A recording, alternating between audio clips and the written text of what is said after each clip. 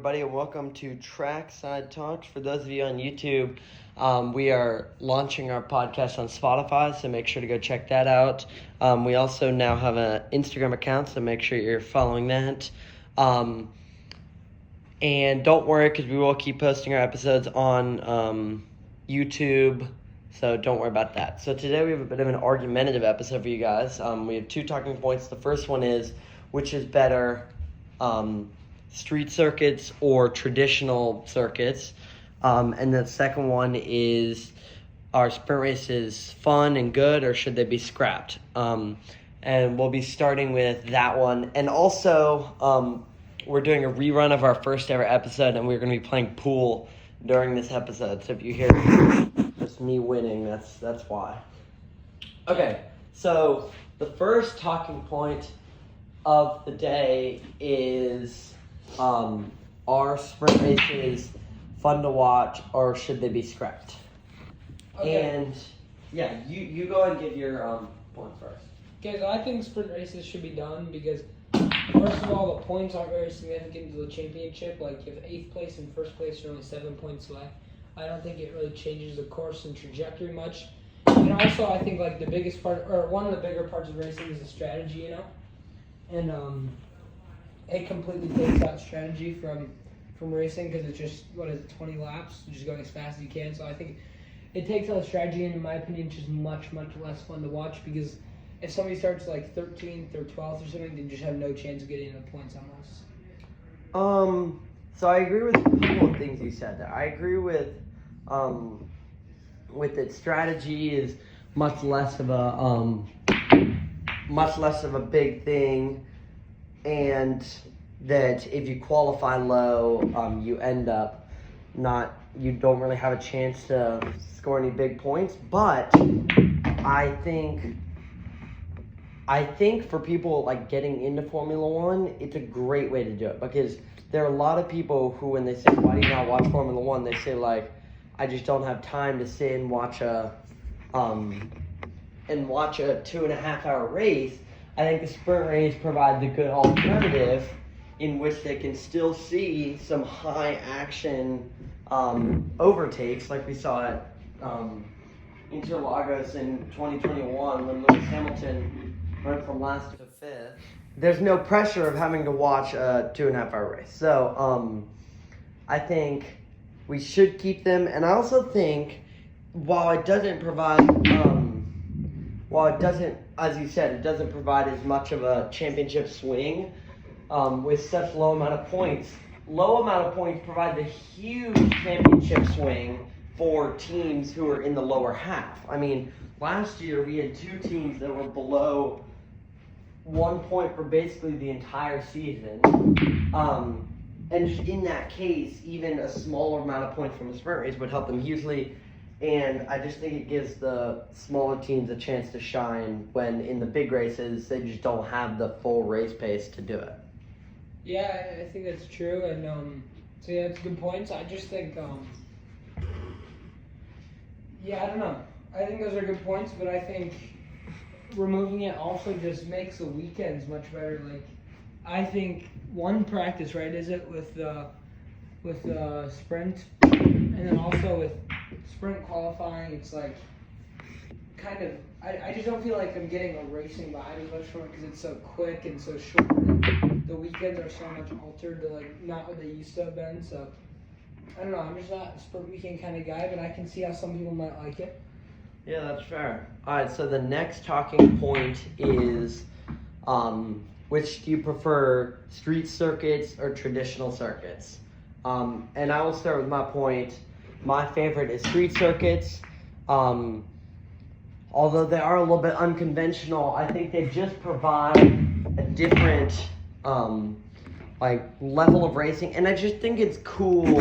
Like, even if we take out the factor of just like maybe the walls are too close together or there aren't enough overtakes, I think just the idea of being in the streets, on the streets, is so cool, and it brings a bunch of attention to the sport. Like, for example, Monaco is like the favorite, not the favorite, but the most famous track in Formula One, and it is a street circuit. So Monaco's great.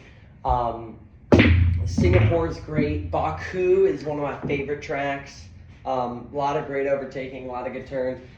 So that's what I think.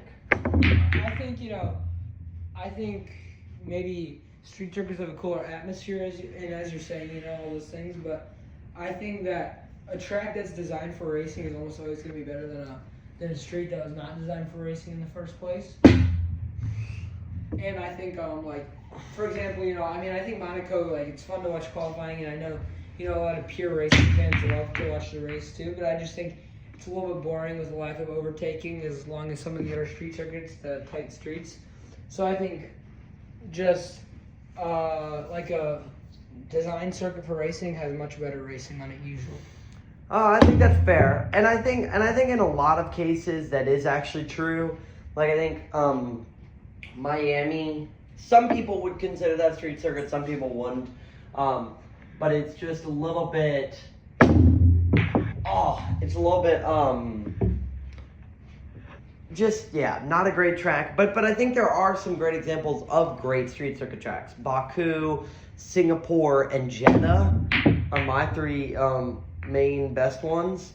I just love to watch them. I love night races, especially just when they're like flying through the city. I think it adds so much entertainment factor for me. And I enjoy watching street races way more. I love watching other races,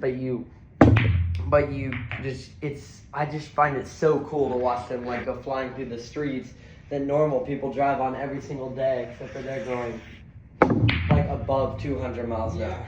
It does look a lot cooler. And would you consider Abu Dhabi a street circuit? Abu Dhabi, I would not. Okay. Actually, it's a fair question, but no, because it's there the whole year. Okay, yeah, that's true. I'm just curious because I don't think Abu Dhabi is a very well put together track. No, it's definitely not. Abu Dhabi is not one of my favorite tracks. I like the little like S section at the beginning, but then it starts to just deteriorate after that. Yeah. But yeah, I think street circuits are obviously. I don't think they should leave because they're a huge part of the sport. I just think that they're not usually quite as entertaining to watch for me. Right. I think the point that you made about them not being built specifically for racing is actually a good point. I hadn't thought about that, but that does make sense. Like non-street circuits are built with the intention of racing in mind, and street circuits, or I guess streets, are built with the intent of just driving in mind, which is a huge swing. But I think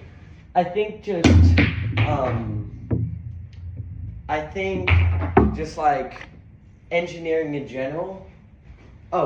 Engineering in general has gotten, or like planning in general has gotten so much better that Formula One is just finding such a great way to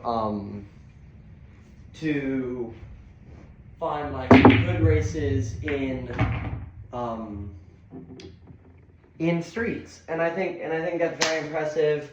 And like I think the best example of this is Singapore, where when you look at like a map of the track, it doesn't look like a street circuit because it looks like such a good track, but it is somehow taken from the streets of Singapore. And I just think that now technology is so good, we just like know how to make really good tracks out of streets. Yeah, I think very valid argument, and I think street circuits is Monaco the oldest track in F1 or is Spa?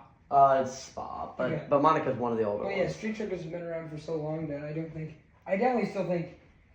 I think what we have right now is the best, which is a variety of both. Yeah, I agree with that. I think you need to have both for both of them to be good. I think if it was all of one, then it wouldn't be half as good. Because I love the variety. Especially when we see them traveling all over the world and different types of tracks and different locations, it really does add to the sport. I think that sets apart F1 from a lot of other motorsports. Completely agree. And just a lot of other sports in general. So, all right, that is just about all we have for you guys today. The pool game is over. I won.